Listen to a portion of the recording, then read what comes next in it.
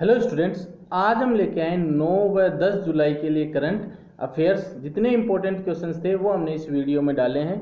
PDF आप हमारे Telegram group से डाउनलोड कर सकते हैं, उसका लिंक है वो डिस्क्रिप्शन में डाल दिया जाएगा।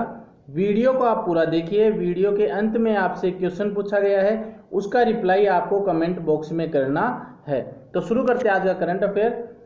चैनल है हमारा target@gov जॉब्स। आपने इसको सब्सक्राइब नहीं किया है तो सब्सक्राइब कीजिए, बेल आइकन जरूर दबाइए ताकि सबसे पहले आपके पास हमारे वीडियो का नोटिफिकेशन पहुंचे।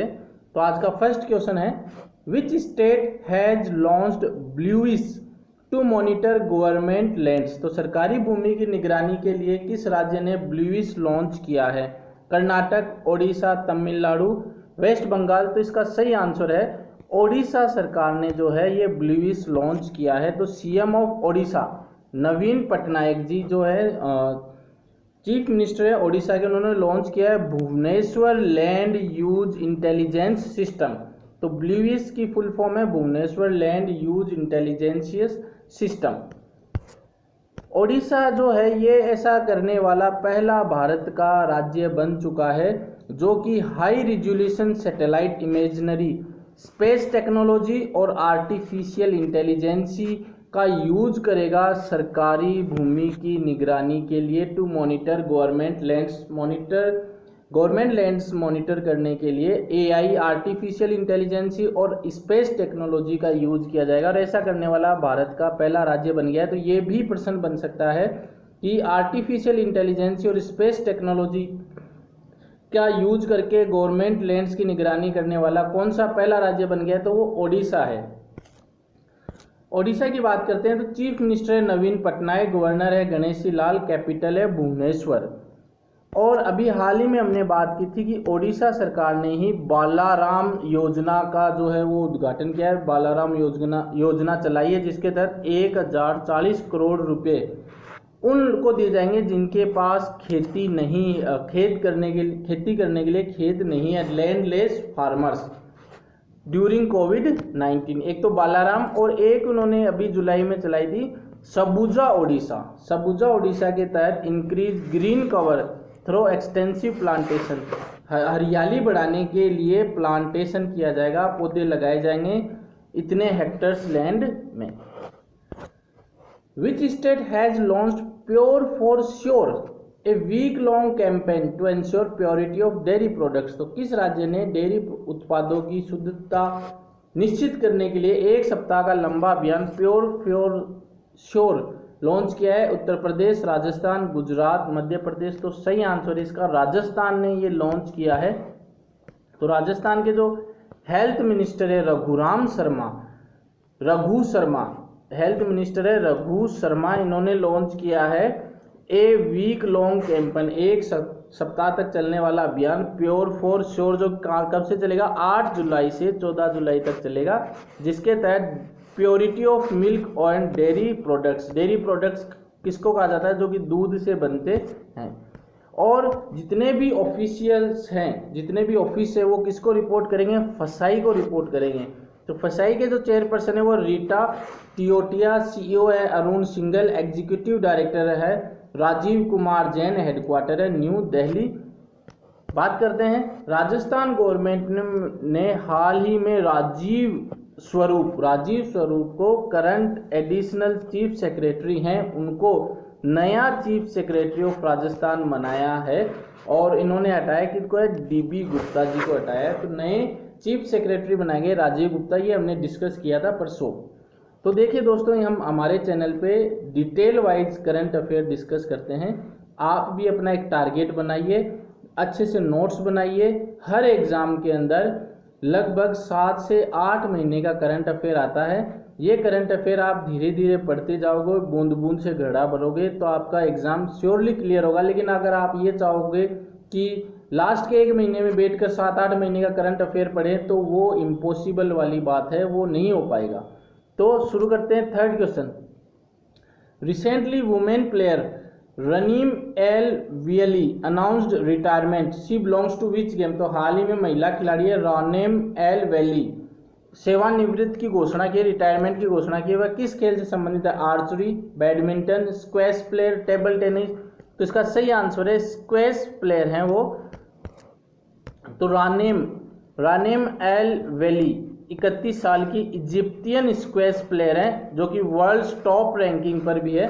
इन्होंने रिटायरमेंट की घोषणा की है और अब वर्ल्ड टॉप रैंक के इस प्लेयर ने घोषणा करने के बाद में अब जो वर्ल्ड फर्स्ट पर है वह Nouran Gohar of Egypt claims the number 1 ranking after retirement of Welily. तो ये भी कहाँ की है, इजिप्ट की है नौरान गोहर जो कि फर्स्ट नंबर पे आई है।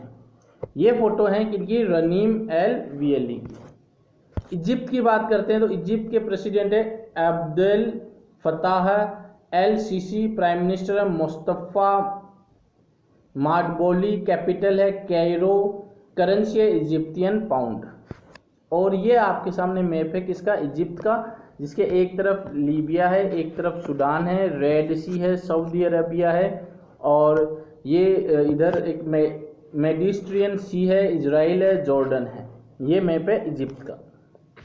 Fourth question, which rank achieved by India for cancer preparedness among 10 Asia Pacific countries. तो 10 एशिया प्रशांत देशों के बीच कैंसर की तैयारी के लिए भारत ने कौन सी रैंक हासिल की है, पहली, चौथी, सातवीं, आठवीं। तो इसका सही आंसर है भारत को जो है 8वीं रैंक मिली है। तो जो एज पर इकोनॉमिक्स इंटेलिजेंस यूनिट है, इकोनॉमिक्स इंटेलिजेंस यूनिट है, उनकी जो रिपोर्ट है cancer preparedness in Asia Pacific progress towards universal control, मतलब कैंसर की कैसी तैयारी है, कितनी मेडिसिन है, क्या क्या टारगेट है, तो उसके बेस पर ये रिपोर्ट तैयार की गई है जिसमें भारत का 8वां स्थान है। ये रिपोर्ट स्पॉन्सर की जाएगी रोचे, जो कि examine finding from EU's index for cancer preparedness index है ये, ICP index for cancer preparedness. बात करते हैं टॉप 10 देशों की, तो 10 जो एशिया पैसिफिक कंट्रीज है वो है Australia, China, India, Indonesia, Japan, Malaysia, the Philippines, south Korea, Thailand and Vietnam. और सबसे अच्छी बात यह है कि जो स्टेट राजस्थान है उन्होंने बेटर मेडिसिन अवेलेबिलिटी कर रखी है, जो कैंसर के लिए दवाइयों की जो अवेलेबिलिटी है वो राजस्थान ने सबसे बढ़िया कर रखी है। ये लिस्ट है, पहले नंबर पे है ऑस्ट्रेलिया जिनके मार्क्स हैं आउट ऑफ 100 92.4, दूसरे पे साउथ कोरिया, तीसरे पे मलेशिया, 8वें पे इंडिया, 9वें पे वियतनाम और 10वें पे फिलीपींस। तो ये EIEU इकोनॉमिक्स इंटेलिजेंस यूनिट का हेडक्वार्टर है लंदन, यूनाइटेड किंगडम, MD है रॉबिन ब्यू। तो ये हमें कम से कम फर्स्ट और अपने इंडिया का नाम याद रखना है इस लिस्ट के लिए। Rythu Dinotsavam farmers day has been celebrated in which state. तो रायतु दिनोत्सवम किसान दिवस किस राज्य में मनाया गया है, हिमाचल प्रदेश, आंध्र प्रदेश, मध्य प्रदेश, उत्तर प्रदेश। तो इसका सही आंसर है आंध्र प्रदेश। आंध्र प्रदेश में ये डे मनाया गया है। तो Andhra Pradesh celebrates farmers day या रायतु दिनोत्सव डे किसकी खुशी में, तो 71वां बर्थ एनिवर्सरी है किनकी, YS राजशेखरा रेड्डी जो कि थे 14वें chief minister of Andhra Pradesh, 14वें चीफ मिनिस्टर थे आंध्र प्रदेश के, उनके 71वें जन्मदिन पर यह मनाया जा रहा है। जो पहला रायतु दिनोत्सव है वो सेलिब्रेट किया था 8 जुलाई 1929 को। अब देखिए दोस्तों, जो अभी हाल ही में जो YS जगनमोहन रेड्डी हैं जो कि चीफ मिनिस्टर हैं आंध्र प्रदेश के, और वो बेटे भी हैं किनके, YS राजशेखरा रेड्डी के। तो इन्होंने ही 8 जुलाई 2019 को घोषणा की थी कि ये दिन मनाया जाएगा। आंध्र प्रदेश के chief minister YS Jaganmohan Reddy, governor है विश्वाभूषण हरिचंद्र और कैपिटल है Amaravati. A book titled Mahavir the soldier who never died. तो Mahavir the soldier who never died और डेड नामक पुस्तक किसके द्वारा लिखी गई है, AK Shri Kumar, Rupa Shri Kumar, both 1 and 2, none of these. तो इसका सही आंसर है थर्ड, AK श्री कुमार और रूपा श्री कुमार दोनों ने मिलकर ये बुक लिखी है। तो जो बुक टाइटल है Mahavir the soldier who never died, authored bye award winning author है AK श्री कुमार और इनकी पत्नी है रूपा श्री कुमार ने मिलकर ये बुक लिखी है। ये जो बुक किस पर आधारित है, Jaswant Singh Rawat who is one of the legendary Garhwali soldier थे, इंडो चाइना बैटल हुई थी 1962 में, उसमें। तो उन्हीं की लाइफ पर आधारित ये बुक है। ये बुक है जो पब्लिश की जाएगी बाय रूपा पब्लिशंस और represented by the book bakers. और ये है front cover, the soldier who never died. 7th question, important question है, who has been won the formula 1 season opening Australian Grand Prix. तो किसने जीती? Alexander Albon, Lewis Hamilton, Valtteri Bottas, Max Verstappen. तो इसका सही आंसर है third, Valtteri Bottas ने ये जीती है।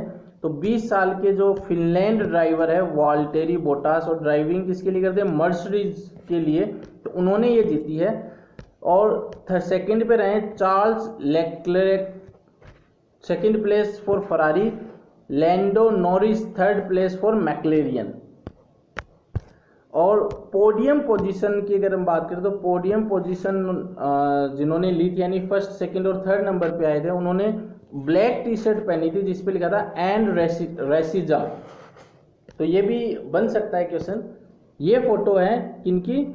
वोल्टेरी बोटास की। Which butterfly has become India's largest butterfly recently. तो कौन सी बटरफ्लाई इंडिया की सबसे बड़ी बटरफ्लाई बन गई है? Golden bird wing, southern bird wing, eastern bird wing, Rajah Brooke's bird wing. तो सही आंसर इसका गोल्डन बर्ड विंग पहले नंबर पे है, दूसरे नंबर पे साउथ बर्ड विंग। तो Himalayan butterfly named golden bird wing Troides aeacus surpassed, उन्होंने पीछे छोड़ दिया साउथर्न बर्ड विंग को, जो कि 88 साल बाद में पीछे छोड़ा है और सबसे बड़ी बटरफ्लाई बन गई है, लार्जेस्ट बटरफ्लाई बन गई है इंडिया में। Female golden bird wing was recorded from दीही हाट इन उत्तराखंड। तो फीमेल जो गोल्डन विंग है वो तो पाई जाती है दीही हाट उत्तराखंड में, और लार्जेस्ट मेल है वो पाया जाता है वानखर बटरफ्लाई म्यूजियम है मेघालय कैपिटल में। तो सबसे बड़ी जो बटरफ्लाई है वो गोल्डन बर्ड विंग बन चुकी है। उत्तराखंड के जो चीफ मिनिस्टर है त्रिवेंद्र सिंह रावत, गवर्नर है बेबी रानी मौर्य, कैपिटल है देहरादून विंटर में, और गैर सरन कैपिटल है समर के अंदर। Who has been appointed as the brand ambassador of luxury rider. तो लग्जरी राइडर के ब्रांड एम्बेसडर किन्हें नियुक्त किया गया है? गुरु रंधावा, यहाँ पे ये आर नहीं आएगा, गुरु रंधावा। सेकंड ऑप्शन बब्बू मान, थर्ड ऑप्शन सुखबीर सिंह, और फोर्थ ऑप्शन हंसराज हंस। तो सही आंसर है थर्ड ऑप्शन सुखबीर सिंह। तो सुखबीर सिंह को लग्जरी राइड के लिए ब्रांड एम्बेसडर बनाया गया। इनका जो फेमस सॉन्ग है गल बन गई, गल बन गई और है एनर्जी अमंग द अदर्स, और इन्होंने दिल लगा फ्रॉम धूम 2 में भी सॉन्ग गाया है। लग्जरी राइडर्स का जो हेडक्वार्टर है वो न्यू दिल्ली इंडिया में। को फाउंडर और एमडी है सुमित गर्ग, और ये फोटो है किनकी? सुखबीर सिंह जी की। Which is the first major industrialized country that has announced to phase out coal and nuclear energy।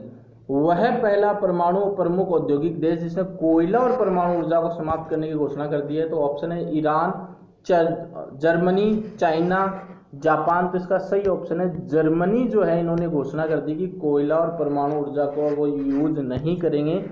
तो Germany become the first industrialized country to phase out both coal and nuclear energy। तो both houses, जो दोनों houses है Germany parliament में, उन्होंने approve कर दिया है कि coal fired power plant by 2038 से वो कोयले का यूज नहीं करेंगे, और इसके साथ ही 45 बिलियन यूएसडी वो प्रोवाइड कराएंगे जो कि इनसे अफेक्टेड एरिया है।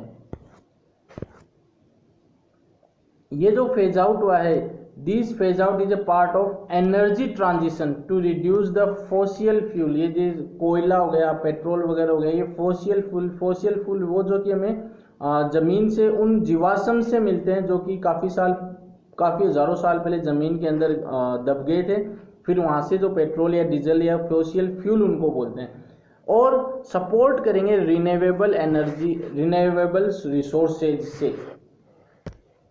तो फोसियल फ्यूल का एंड करेंगे और रिन्यूएबल रिसोर्स का ये यूज करेंगे। जर्मनी के प्रेसिडेंट है Frank Walter Steinmeier, minister of environment है स्वेंजा क्लूज, कैपिटल है बर्लिन, करेंसी है यूरो। और ये मैप है जर्मनी का। जर्मनी के इधर अगर अपन देखें तो यहाँ पे फ्रांस है, ये ऑल्टीच है, इधर पोलैंड है, ये है कैपिटल जर्मनी की Berlin. The Asia's largest and world second largest data centre Yotta NM1 data centre was inaugurated at which state. तो एशिया का सबसे बड़ा और विश्व का दूसरा सबसे बड़ा data centre Yotta NM1 data centre का उद्घाटन किस राज्य में हुआ है? महाराष्ट्र, गुजरात, आंध्र प्रदेश, केरला। तो इसका सही आंसर है महाराष्ट्र में ये उद्घाटन हुआ है। तो उद्धव ठाकरे जो कि चीफ मिनिस्टर है महाराष्ट्र के, और Ravishankar Prasad minister of communication electronics and information, उन्होंने इनॉग्रेट किया है वर्ल्ड का तो दूसरा और एशिया का सबसे बड़ा डेटा सेंटर। तो Yotta NM data centre Yotta infrastructure है ऑफ हीरानंदानी ग्रुप की पनवेल डेटा सेंटर पार्क में, जो कि मुंबई और वर्चुअल प्लेटफॉर्म। तो देखिए दोस्तों, करंट अफेयर्स के नोट्स बनाइए, सुंदर नोट्स बनाइए ताकि आप रिवाइज करें तो एकदम से बढ़िया तरीके से रिवाइज हो, और डेली उनको रिवाइज करते रहिए ताकि एंड में ज़्यादा हार्ड वर्क नहीं करना पड़े। बूंद बूंद से इजीली घड़ा बढ़ जाता है, वही हमें अपनाना है। और अभी हमारे पास बहुत बढ़िया टाइम भी है। 12th question, which state government decide to upgrade Dehing Patkai wild life sanctuary to national park recently. तो किस राज्य सरकार ने हाल ही में दहिंग पटकाई वन्य जीव अभ्यारण्य को राष्ट्रीय उद्यान में अपग्रेड करने का निर्णय लिया है? आसाम, मणिपुर, केरला, नागालैंड। तो इसका सही आंसर है आसाम सरकार ने ये निर्णय लिया है। तो the government of Assam has decide to upgrade square kilometre Dehing Patkai wild sanctuary into national park, जो कि कहाँ पे लोकेटेड है? Larger Dehing Patkai elephant reserve के अंदर लोकेटेड है। तो ये आज का हमारा करंट अफेयर्स था। कल हमने क्वेश्चन पूछा था name of the country who has been topped SDG index. तो उस देश का नाम बताना जिसने SDG इंडेक्स टॉप किया था। तो उसका सही आंसर था, पहले नंबर पे रहा था स्वीडन। और आज का जो क्वेश्चन है, which state and UT has launch lead E portal for student. तो किस राज्य या केंद्र शासित प्रदेश ने छात्रों के लिए लीड ई पोर्टल लॉन्च किया है? तो ये आज का हमारा करंट अफेयर था। आपको कैसा लगा कमेंट करके ज़रूर बताइएगा। वीडियो को लाइक करना नहीं भूलिए। अगर आपको अच्छा लगा है तो शेयर भी कीजिए, और इस लॉकडाउन के अंदर पॉजिटिव रहिए ताकि हम इस टाइम का बढ़िया यूज ले सके। ये इतना फ्री टाइम हमें फिर कभी भी नहीं मिलेगा। इसी के साथ धन्यवाद, मिलते हैं कल नए करंट अफेयर के साथ।